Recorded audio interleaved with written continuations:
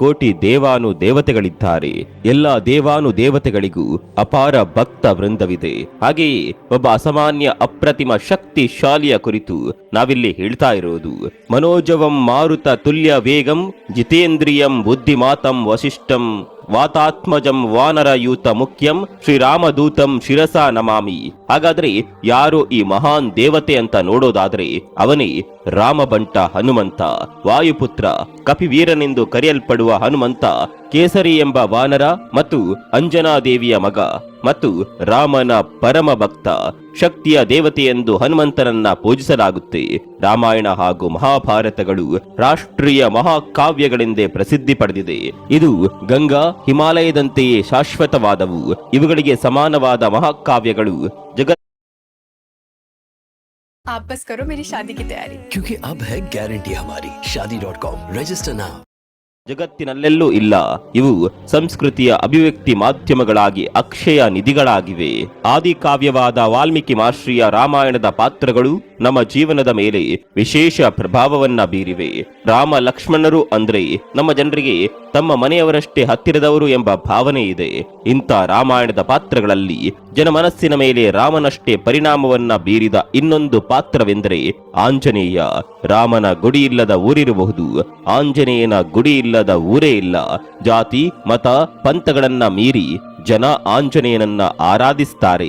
ಎಷ್ಟರ ಮಟ್ಟಿಗೆ ಹನುಮಂತನ ಪ್ರಭಾವವಿದೆ ಎಂದರೆ ರಾಮಾಯಣ ಎನ್ನುವ ಕಾವ್ಯಕ್ಕೆ ಇನ್ನೊಂದು ಹೆಸರಿಡಬಹುದಾದರೆ ಸೀತಾ ಯಶರಿತಂ ಅಂತ ಕರೆಯಬಹುದಂತೆ ಮತ್ತೊಂದು ಹೆಸರಿನಿಂದ ಕರೆಯಬಹುದಾದರೆ ಅದು ಹನುಮಾಯಣ. ಅಂದ್ರೆ ರಾಮಾಯಣದಲ್ಲಿ ಆಂಜನೇಯನ ಪಾತ್ರ ಅಷ್ಟು ಪ್ರಾಮುಖ್ಯವಾಗಿದೆ. ಆಂಜನೇಯನ ಮಹಿಮೆಯೇ ಮುಖ್ಯವಾಗಿರುವ ಕಾಂಡಕ್ಕೆ ರಾಮಾಯಣದಲ್ಲಿ ಸುಂದರ ಕಾಂಡವೆಂದು ಕರೆದಿದ್ದಾರೆ. ವೀಕ್ಷಕರೇ, ನಮ್ಮ ಪುರಾಣ ಪುಣ್ಯ ಕಥೆಗಳಲ್ಲಿ ದೇವತೆಗಳ ಯುಗದ ಅಂತ್ಯ, ಹೊಸ ಅವತಾರಗಳ ಬಗ್ಗೆ ಉಲ್ಲೇಖಿಸಲಾಗಿದೆ. ಆದರೆ ಹನುಮಂತನ ಅಂತ್ಯವಾಗ್ಲಿ ಹೊಸ ಅವತಾರಗಳಾಗ್ಲಿ ಎಲ್ಲಿಯೂ ಪ್ರಕಟವಾಗಿಲ್ಲ. ಯಾಕಂದ್ರೆ ಹನುಮಂತ ಚಿರಾಯು, ಸಾವೇ ಇಲ್ಲದವನು. ಸಪ್ತ ಚಿರಂಜೀವಿಗಳಲ್ಲಿ ಹನುಮಂತನೂ ಒಬ್ಬನು. ಇದರ ಮೂಲ ರಾಮಾಯಣದಲ್ಲಿದೆ. ಸೀತಾಮಾತೆಯನ್ನ ಅರಸಿ ಲಂಕೆಗೆ ಹೊರಟ ಹನುಮಂತನ ಕಂಡು ಸಂತೋಷಗೊಂಡ ಸೀತೆ ಚಿರಂಜೀವಿಯಾಗಿರು ಎಂದು ವರ ನೀಡುತ್ತಾಳೆ. ಹಾಗೂ ಶ್ರೀರಾಮನು ತನ್ನ ಜೀವ ತ್ಯಾಗದ ಅಂತಿಮ ಕ್ಷಣದಲ್ಲಿ ಹನುಮಂತನ ಭಕ್ತಿ, ನಿಷ್ಠೆ ಹಾಗೂ ನಿಸ್ವಾರ್ಥ ಸೇವೆಗೆ ಮೆಚ್ಚಿ ಚಿರಂಜೀವಿಯಾಗಿರು, ಸದಾ ನಿನ್ನ ಭಕ್ತರಿಗೆ ಸಹಾಯ ಮಾಡು ಎಂದು ಹರಸುತ್ತಾನೆ. ರಾಮಾಯಣದ ಈ ಉಲ್ಲೇಖಗಳನ್ನ ನೆನೆದು ಮುಂದುವರಿಯೋದಾದರೆ ಹನುಮಂತ ಚಿರಂಜೀವಿಯಾಗಿರಬೇಕಲ್ವೇ? ಹಾಗಾದರೆ ಹನುಮಂತ ಇನ್ನೂ ಇದ್ದಾನ? ಹೌದು, ಅಂದರೆ ಎಲ್ಲಿದ್ದಾನೆ? ಭಕ್ತರ ಸಂಕಷ್ಟಗಳನ್ನ ಪಾರು ಮಾಡಲು ಬರ್ತಾನ? ಎಲ್ಲ ಕುತೂಹಲಕಾರಿ ಪ್ರಶ್ನೆಗಳಿಗೆ ಉತ್ತರ ಕಂಡುಕೊಳ್ಳೋಣ ಬನ್ನಿ.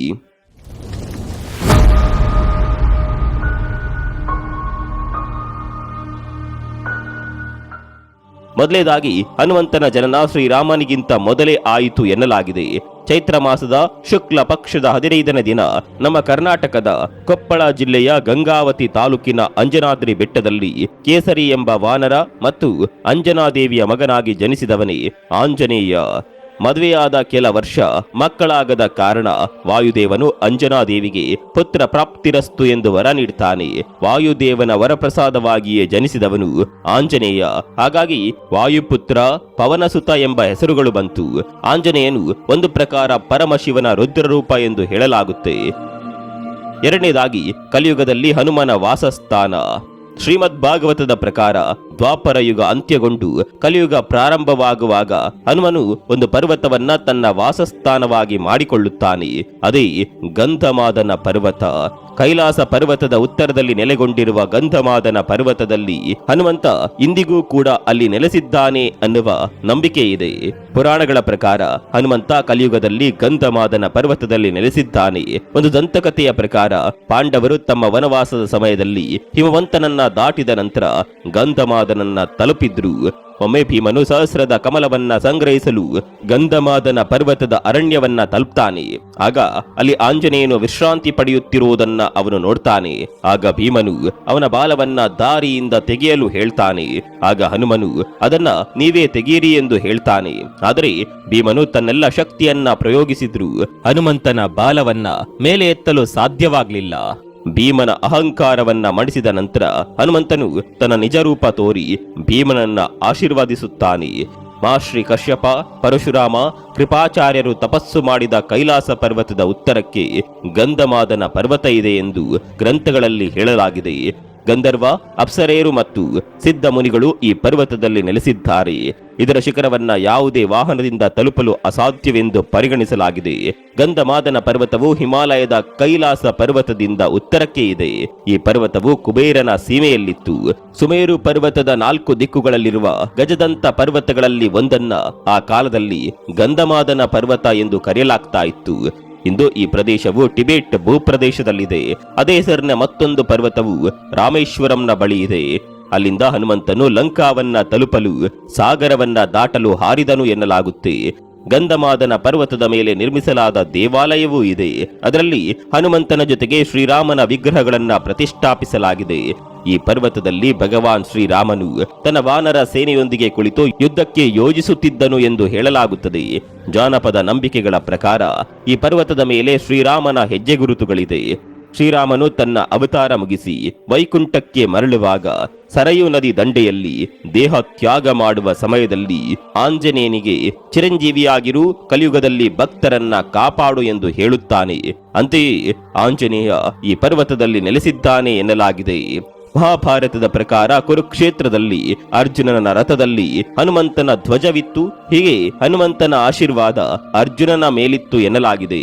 ಇನ್ನೊಂದು ಪ್ರಮುಖ ವಿಷಯ ಅಂದ್ರೆ ವೀಕ್ಷಕರೇ, ಒಮ್ಮೆ 3 ಜನ ಸ್ನೇಹಿತರು ಮಾನಸ ಸರೋವರಕ್ಕೆ ಪ್ರವಾಸಕ್ಕಂತ ಹೋಗ್ತಾರೆ. ಅದರಲ್ಲಿ ಒಬ್ಬನು ಹನುಮಂತನ ಕಟ್ಟ ಭಕ್ತ.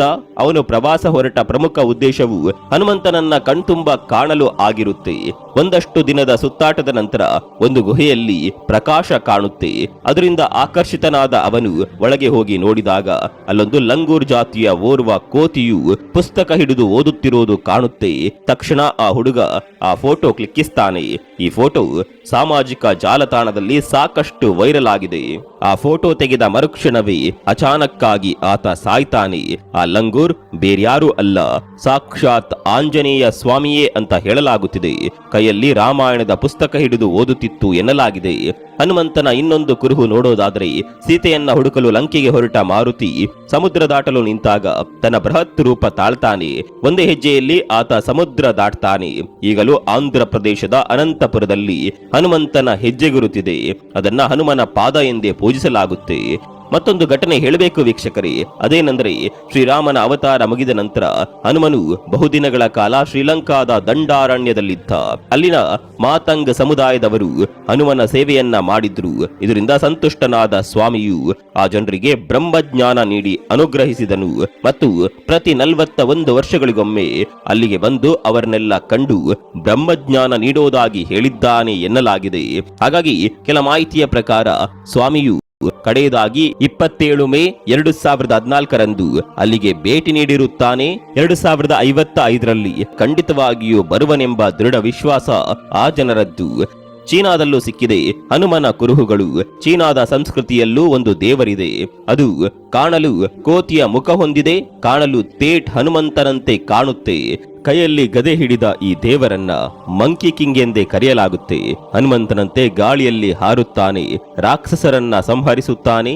ಚೀನಾ ಹಾಗೂ ಹಿಂದೂ ದೇವತೆಗಳಲ್ಲಿ ಸಾಮ್ಯತೆ ಹೆಚ್ಚಿರೋದ್ರಿಂದ ಈ ಮಂಕಿ ಕಿಂಗ್ ಬೇರ್ಯಾರೂ ಅಲ್ಲದೆ ನಮ್ಮ ಆಂಜನೇಯ ಸ್ವಾಮಿಯೇ ಎಂದು ನಂಬಲಾಗಿದೆ. ಇದಿಷ್ಟೇ ಅಲ್ಲದೆ ಶ್ರೀಲಂಕಾದಲ್ಲಿ ಮತ್ತೊಂದು ಕುರುಹು ಎಂಬಂತೆ ಆಂಜನೇಯನ ಗದೆ ಪತ್ತೆಯಾಗಿದೆ. ನಮಗೆಲ್ಲ ತಿಳಿದಿರುವ ಹಾಗೆ ಸ್ವಾಮಿಯ ಕೈಯಲ್ಲಿ ಒಂದು ಚಿನ್ನದ ಗದೆ ಯಾವಾಗ್ಲೂ ಇರ್ತಾ ಇತ್ತು. ಲಂಕದ ಒಂದು ಪ್ರದೇಶದಲ್ಲಿ ಅಗೆಯುವಾಗ ಸರ್ಕಾರಕ್ಕೆ ಅಚಾನಕ್ಕಾಗಿ 1000 ಕೆಜಿಗೂ ಹೆಚ್ಚಿರುವ ಚಿನ್ನದ ಗದೆ ಸಿಕ್ಕಿದೆ. ಪುರಾತತ್ವ ವಿಭಾಗದ ಸಂಶೋಧಕರ ಪ್ರಕಾರ ಈ ಗದೆಯು ರಾಮಾಯಣ ಕಾಲದ್ದು ಹಾಗೂ ಇದು ಹನುಮಂತನದ್ದೇ ಎಂದಾಗಿದೆ. ಹಾಗಾದ್ರೆ ಚಿರಂಜೀವಿ ಬ್ರಹ್ಮಚಾರಿ ಹನುಮನು ಈಗಲೂ ಇದ್ದಾನ? ಹಾಗಾದ್ರೆ ಸ್ವಾಮಿಯ ದರ್ಶನ ಪಡೆಯೋದು ಹೇಗೆ? ಹೌದು, ನಾವೆಲ್ಲ ಮನಸ್ಸು ಮಾಡಿದರೆ ಸಾಕ್ಷಾತ್ ಹನುಮಂತನ ದರ್ಶನ ಪಡೆಯಬಹುದು. ಕಲಾತಂತು ಕಾರೇಚರಿಂತ ಏನರ್ ಕಾಲೋತ್ವಂ ಅಮರಿಷನು ಮರಿಷ್ಣು ನಿರ್ಮೋಕ್ತರ್ ಕಾಲೋಕ್ತವಂ ಅಮರಿಷನು. ಈ ಮಂತ್ರವನ್ನ ಸಾಕ್ಷಾತ್ ಹನುಮಂತನು ಸ್ವತಃ ಮಾತಂಗ್ ಸಮುದಾಯದವರಿಗೆ ನೀಡಿದ್ರು. ಈ ಮಂತ್ರವನ್ನ ಸದಾ ಭಕ್ತಿಯಿಂದ ಪಠಿಸಿದ್ರೆ ಸ್ವಾಮಿ ಪ್ರತ್ಯಕ್ಷನಾಗುತ್ತಾನೆ ಎಂಬುದು ಅಲ್ಲಿನ ಜನರ ನಂಬಿಕೆ. ಅವರವರ ಭಾವ ಅವರವರ ಭಕ್ತಿಗೆ ಅಂದ್ರು. ಅವರ ನಂಬಿಕೆಯನ್ನ ಸುಳ್ಳು ಅಂತ ಹೇಳೋದಕ್ಕಾಗೋದಿಲ್ಲ. ಯಾಕಂದ್ರೆ ಮೇಲಿನ ಎಲ್ಲಾ ಮಾಹಿತಿಗಳ ಪ್ರಕಾರ ಹನುಮನು ಚಿರಂಜೀವಿ. ಇದಕ್ಕೆಲ್ಲ ಕುರುಹುಗಳು ಕೂಡ ಇದೆ. ನಮ್ಮ ಹಿಂದೂ ಪುರಾಣ ಧರ್ಮ ಗ್ರಂಥಗಳು ಕಟ್ಟುಕತೆಯಲ್ಲ, ಬದಲಿಗೆ ಸತ್ಯಾಂಶ. ಹನುಮಂತನು ಈಗಲೂ ಇದ್ದಾನೆ. ಶ್ರದ್ಧೆ, ಭಕ್ತಿ, ನಿಷ್ಠೆಗೆ ಒಲಿಯುತ್ತಾನೆ. ಪ್ರತಿ ಒಳ್ಳೆ ಕೆಲಸಕ್ಕೂ ಬೆಂಬಲಿಸುತ್ತಾನೆ. ಆತ್ಮ ಸ್ಥೈರ್ಯ ನೀಡುತ್ತಾನೆ. ಸಕಲ ಚರಾಚರದಲ್ಲೂ ಸ್ವಾಮಿ ಇದ್ದಾನೆ. ಇದರ ಬಗ್ಗೆ ನಿಮ್ಮ ಅಭಿಪ್ರಾಯ ಏನು ಅನ್ನೋದನ್ನು ತಿಳಿಸಿ. ಮುಂದಿನ ವಿಡಿಯೋದಲ್ಲಿ ಸಿಗೋಣ. ಅಲ್ಲಿವರೆಗೂ ನಮಸ್ಕಾರ.